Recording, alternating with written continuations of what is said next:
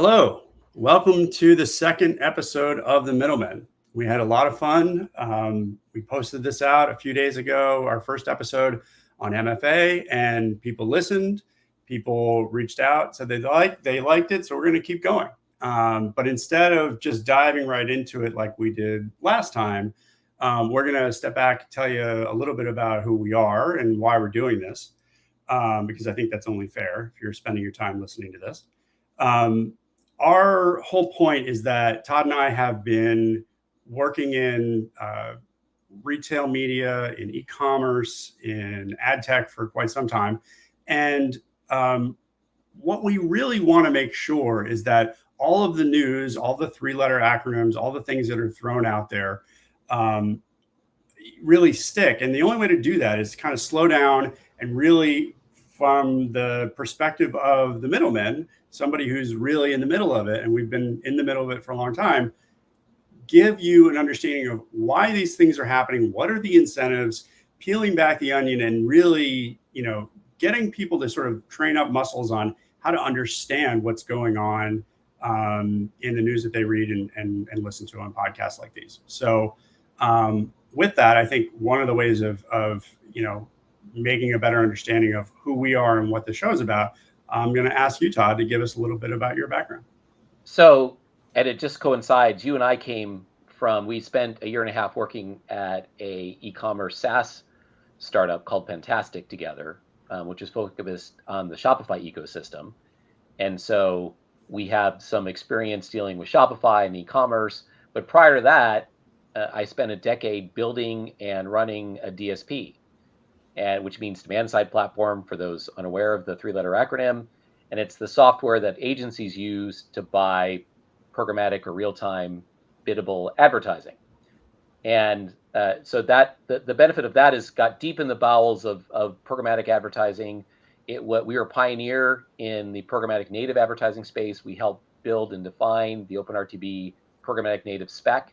And so I always used to love going into sales meetings for Zemanta, where I'd walk into the meeting and ask, does anyone in the room ever read the programmatic native or OpenRTB specifications? And I'd raise my hand, and of course, no one else would raise their hands. And so, yeah, you've started to. I even asked you if you'd read it, and you came from a world of I created an IAB Rising Star with Adhesion, and I was part of building out and popularizing the spec for MRAID, which is sort of the VPaid for mobile expandable ads. So I'm no stranger to the IAB, but I think that the RTB spec is at another level. And I actually got about 2/3 of the way reading it before this podcast. If I had done that without ChatGPT as a sort of interlocutor, I don't think I'd make it through. It's very arcane. And I think, our point in what's happening in a lot of times in the ad tech world is the details actually matter, the technical details. And a lot of times people's lack of understanding of the details allows them to jump to conclusions. And I think that might be with a recent news piece, what might be going on. And as a result, I think what we're trying to do is help, because I know when I talk to friends in the brand advertising space, and they always talk about, the VPs of marketing, CMOs, and how they're just befuddled by the realities and the technical sophistication of online advertising.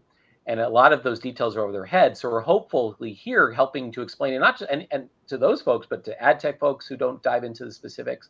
And so a broad audience here of helping people understand why these details matter and what they mean.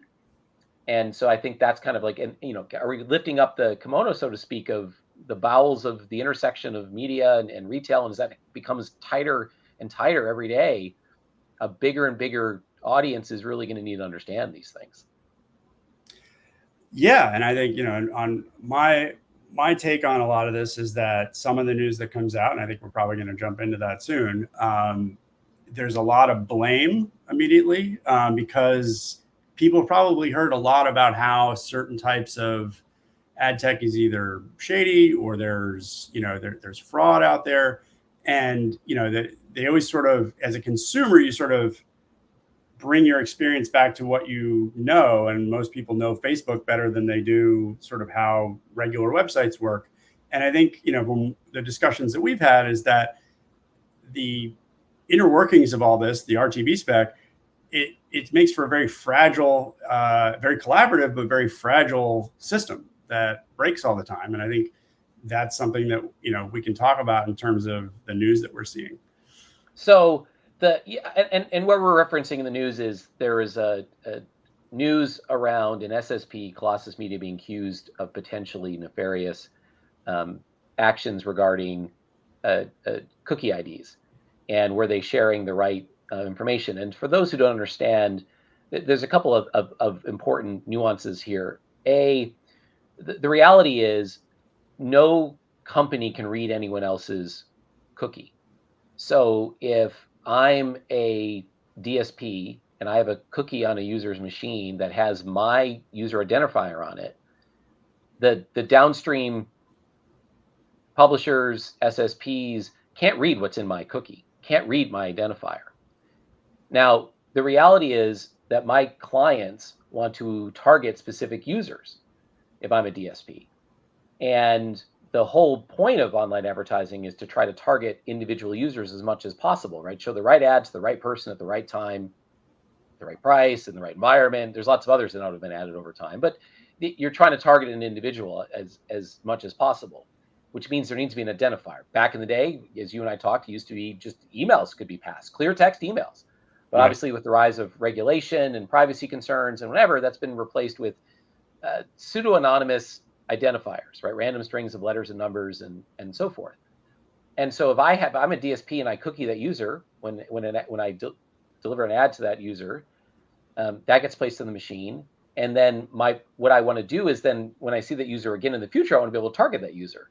But then the rub is, well, if the SSP can't target or can't read my cookie, then how do they share that information with me? Well, the backdrop is that I have to, as the DSP, then I have to cookie sync or ID sync. It's not really cookie syncing, it's really ID syncing. Sure. And so I have to go through a process where where the SSP or its intermediaries and proxies basically send me a request, a pixel request, and the pixel launches my domain, which means I'm allowed to read my cookie, and then I can read my cookie. And when they send that request to me to launch that pixel, the partner sends me their ID.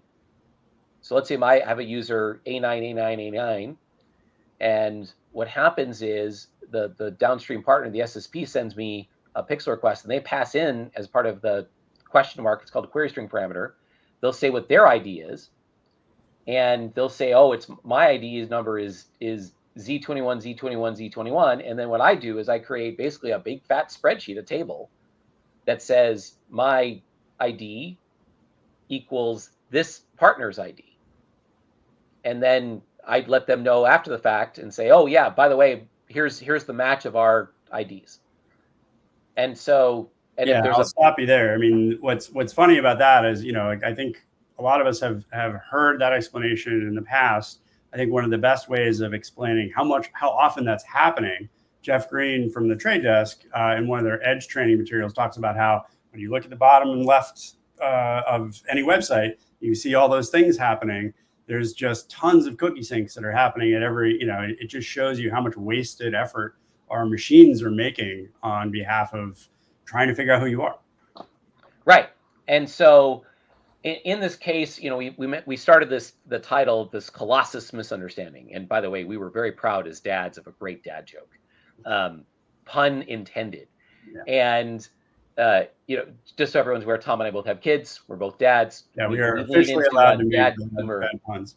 Yeah, Tom and I lean into bad puns. I think Tom, you a little bit more than me, but I think you in fact, I have to give you credit. You're the one who came up with the Colossus Misunderstanding as the quote. And I said, yeah. Colossal Misunderstanding. And I just, you know, face palm because, oh my God. That's right. Anyway, but we're running with it because, you know, in honor of that. But, you know, from my point of view, and if you look at others in the space like Dr. Fu, Augustine Fu, who's a researcher, anti-fraud researcher in the space, he, you know, points to this as like, hey, this is really just a factor of the reality of the fact that this ID sharing is not synchronous.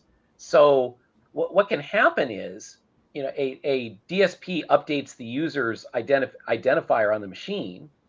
And by the way, sometimes DSP can have multiple identifiers. Like if you're in multiple segments, you get a multiple identifiers. And then you set an ID on the user's machine, let's say when the ad look runs, but you then have to go back through all your partners and basically the next cookie sync or ID sync, let them know what got changed and what updated. So what you're doing then is okay, I set an ID, I then queue up to tell all my partners, and then over time that gets propagated back. And so what happens in the way the programmatic advertising works is a seller, publisher goes to a SSP, and SSP could go to a proxy like a bid switch, would act as a one-to-many SSP to DSP integration platform. And they then send this form, which is standardized via the IAB and OpenRTB specifications. And in that form, you put information about the ad impression so that the potential buyer through the DSP platform knows what they're buying. And one of the fields is buyer ID, which is the DSP ID. And so you're putting buyer UID. Sorry, buyer UID. People just say buyer ID is what they drop the U when talking about it colloquially. And there's a seller ID in that form. There's a buyer ID, and there's actually another field called EID, which used to stand for enhanced, now it stands for extended ID, where you can put all sorts of other third-party IDs in. Yeah, and that's what I've called myself today. I'm the EID at Nextopedia. So there you go. And you can put in all additional identifiers which come from third parties. And this gets to a whole, this idea of enhanced bidding information. There's a whole cottage industry of providers who now provide IDs and now are migrating to if someone's missing a seller ID in a machine, sort of guessing as to what they think the seller ID is, because that's more valuable because again, it's the user I want to target. Companies like Live Intent and 10IQ are now working with publishers and SSPs to kind of fill the blanks. So Todd, if people are guessing, it sounds like a game of telephone. It is. And so you have this timing problem where if I change an ID and let's say that the SSP has the old ID from 15 minutes ago or yesterday, they could be putting in yesterday's ID, and it's not nefarious. It's just a syncing issue.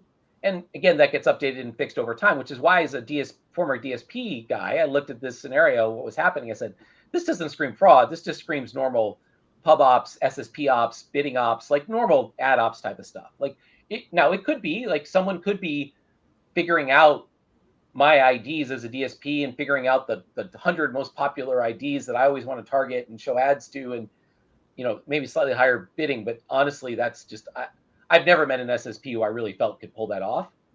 It really requires a lot of real time, really fast sort of tracking, and it just really is beyond my experience of most what SSPs are capable of, honestly. But now, this cottage industry of probabilistic providers could be doing it, like Live Intent. They could be tracking. I'm not accusing anyone of doing anything here, to be clear. You're basically they have an incentive since they're paid on revenue shares. Maybe they're the ones figuring out the most valuable IDs and giving those to these SSPs to fill. Again, when one's not available, filling in the blanks is what they're supposed to do. If it's already there and they already have it, they're supposed to give back the buyer ID that was given to them. And so that's maybe what, and so that's a scenario that could be happening. But at the end of the day, the DSP's job is to verify what you're buying. And if you find a mismatch between the cookie the cookie in the DSP's cookie, their ID, and what you were provided in the bid request, you have the right just not to pay for that impression. You just consider an invalid impression. And DSPs and SSPs sync all these reports up and figure out what people really owe. And if an impression's invalid, you just don't pay for it. So that's a job of the DSP, is to verify what gets bought. You can't you trust but verify is very much a part of this industry. And so I think we have to look at it. Yeah. And so if an SSP is doing a poor job at their ad ops or their bidding ops, whatever term you want to use, as a DSP, I'd eventually get frustrated and probably kick them out. They're just not worth the trouble. If too many impressions are not verified or not, billable or invalid, it's just not worth my time. Well, and I think a way to understand that relationship, if you haven't really been in the weeds there, is this sort of the SSP kind of being like the real estate agent, trying to make the house seem better than it is or pump up the value out of it. Like how do we sort of look at this? You mentioned incentives. The SSP wants to be able to put the highest value customer in front of the DSP if they can, because we've seen this before. I mean, in the world of mobile, where I was working for at Crisp, and then Quotient, we saw this all the time. Where back then, especially when the beginning of GPS data being really valuable, when if location targeting was going on, if you had GPS, that was really valuable. If you didn't have GPS and you had a zip code, you're like, well, what if I made it look like it was GPS and I put it to a really specific location, but that specific location is what we call the centroid, or just the middle of the zip code. And that could be in the water, or Cape Canaveral, or what, it could be in strange places where not a lot of people would be, but it looked valuable for a little while until people figured out that was fraud. And so, well, I don't know if it's fraud, right? It's sort of, is it misrepresentation can be, right? Is it fraud or not? Now, as a buyer, I'd say as long as you're representing that it was a probabilistic, like a guess of an actual location, it's up to me. I might find it. I think that's where, and I'm still not sure if I understand this completely, but that's why I wanted to be really specific about the buyer UID versus the EID. What I hear is a lot of, okay, you're going to do something like that, put it in the EID instead of the buyer UID. Correct. So the buyer ID is supposed to be the ID that the DSP gave to its partners. Okay. So it's meant to be what you believe their actual ID is, what they told you. And you're not supposed to put in a different ID than what you believe, than what you were given. And so if you are not putting the ID that you were given into that field in the form, then that could be considered, is it fraud? I don't know if it's fraud. Is it nefarious? Yeah, you're being a little aggressive. And as a DSP, I'd get frustrated over time. And again, because after the ad shows, I send a win notice, which is just a pixel, which allows me to see my cookie. And if they don't match, I'm just not going to pay for those ads. So over time, you're going to like, you know what? Too many invalid impressions, you're out. So the SSP has an incentive not to get kicked out. So they have an incentive to follow the rules. Right. So the idea here is that they're only supposed to maybe fill in an ID if it's blank, but only if the DSP says that that's okay. So, to your point of like the GPS data, if I knew it was, call it a guesstimate, we use the fancy term, euphemistic term, probabilistic. Yeah. It's a guess, right? Yeah. It might be a well-educated guess, but it's a guess. And so I think one of the things that, and it goes back to the MFA conversation, if the buyer's aware of what they're buying, I don't have a problem with any of this. It's up to the buyer. It's capitalism. Just buyers and sellers can transact however they please within the law. And now, if it's being misrepresented, and that's kind of the MFA conversation, when it's not misrepresented, it's fine. When it is, and you think you're buying something else, well, then that's, iffy. That's not, to me, that's aggressive business practices, maybe not the best business practices, and eventually going to lose customers and whatever. I'm not going to buy from you if I find you doing that, misrepresenting yourself. To me, the real fraud in the space as a guy who ran a DSP, the real nasty fraud are bots and non-human traffic, or you're running impressions in invisible iframes. That's fraud. That is the really nasty stuff, and that's the stuff that people like White Ops for years were going after. Even guys like Fu spend a lot of time focused on, and Dr. Fu. And so that, to me, is, as a DSP, that's the stuff that kept me up at night.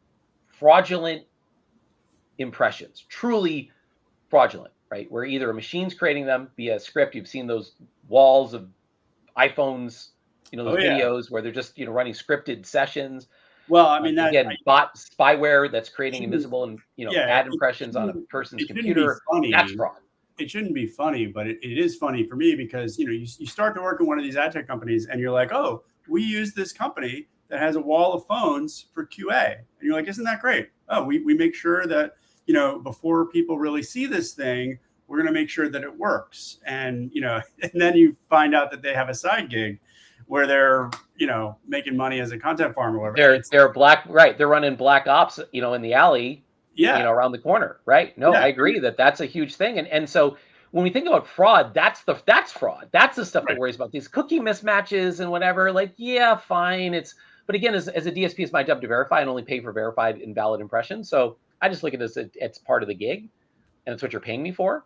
Yeah, when you're in that it job. seems So to me that it's like it will work itself out. But the question for me is, does this work itself out in just stopping people from investing in open web because cookies are taking too long to go away or whatever? Well, and I think that so the reason cookies or user identification matters, and I think that's really what we wanted to get to, which is this whole issue is I want to show an ad to the right person, and it turns out when you do that, it works. You go again, the beauty and value of quote unquote the walled gardens of Facebook, and they're really just walled identity gardens. Facebook, Google is Gmail, Facebook has your Facebook profile, is when you can target an individual, it works. You get really amazing ROI. Like this whole idea of the right ad, right person, right time. It's actually true, right? It works. It's true, Yeah. Which is why people love to spend money with those platforms. And increasingly more. And what's interesting is the rise of you're seeing of retail media. And what's really driving that is retailers have verified identity. And we're going to spend, our future episodes, we're really going to go from, to me, this whole colossal misunderstanding is just the beginning of what people really want to do is they want to target specific individuals. And doing that in the open web with all these random IDs and cookie syncing and probabilistic IDs and GDPR and Safari and other third-party cookies getting blocked is just become harder to do that. Yeah. And what's stepping into that void are retailers, interestingly enough. And I think, that's what we want to talk about is like the rise of retail media and what's behind it. Well, fundamentally, kind of a preview is identity is behind it. Yeah. And I look forward to talking at length on that, because that was kind of the nirvana of moving away from, as location targeting was dying and, that type of data was shrinking, seeing personally identifiable information be safeguarded in ways, through identity partners that could allow a retailer to run a business and sort of not have to worry too much about how the privacy effects would be, because they had the rights to the data, and even with GDPR and CCPA and future regulations, that there were ways for them to still win in that environment. Whereas the traditional news publishers and others in the open web are still sort of out in the cold. And so, yeah, I think it'll be a good part of our story. And I look forward to that next episode.